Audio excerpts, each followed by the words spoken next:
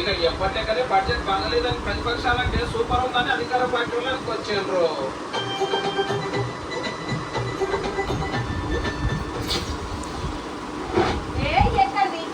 ఏ టీవీలో చూడు, ఏ YouTube channel పెట్టు, ఎవరు ఫేస్బుక్ చూడు, వాట్సాప్ చూడు, గాసార్ వీడియోలే, గాసార్ బొమ్మలే, గాసార్ ఫోటోలే.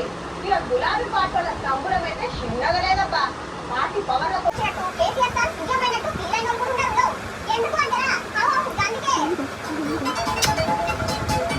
పాత వీడియో కాదు గౌరవ ప్రతిపక్ష నాయకుడు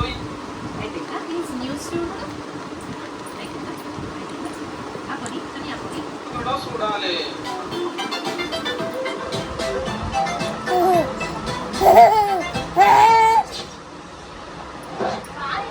ఎట్లుండేలా మైకు కాళేశ్వరం గొప్పలు కథలు కథలుగా చెప్పేది అప్పటి మంత్రులు ఎమ్మెల్యేలు.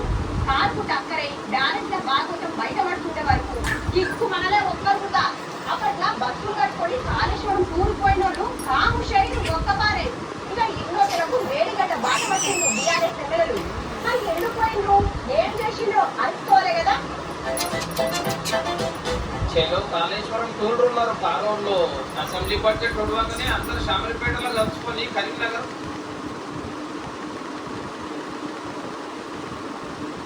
పోయినాక వస్తున్నాయి చెప్పుకోవడానికి బయట నేను దుమ్మిన సమయంలో నీ ముక్కు ఇచ్చిపోయింది, నేను దుమ్మితే నీ ముక్కు ఇచ్చిపోయింది ఆంధ్రప్రదేశ్ రాజకీయాలు వేడిపుట్టిస్తున్నాయి. అధికార ప్రతిపక్షాల మధ్య వైరం మరింత ముగుస్తోంది. దాడులు ప్రతిదాడుల అంశం తీవ్ర చర్చనీయాంశంగా మారింది. రాష్ట్రంలో శాంతి భద్రతలు క్షీణించాయని ఆరోపిస్తున్న వేళ మీ హయాంలో ఏం జరిగిందో అప్పుడే మర్చిపోయారంటూ టీడీపీ ఎదురుదాడికి దిగుతోంది. ఢిల్లీలో జగనన్న ఫోటో ఎగ్జిబిషన్ పెడితే ఆంధ్ర అసెంబ్లీలో చంద్రన్న పెట్టిండు. టీడీపీ గవర్నమెంట్ మా ఊళ్ళ మీద అటాక్ చేస్తుంది, కేసులు పెడుతుంది. చట్టపరంగా మ్యారేజ్ చేసుకుని తప్పు లేదు. ఆ విషయం గుర్తుపెట్టుకోవాలి. నువ్వు కూడా ఇంకోసారి కలవరిస్తున్నావు, పోయి కాపాడి ఏమయ్యా పోయి అని చెప్పా.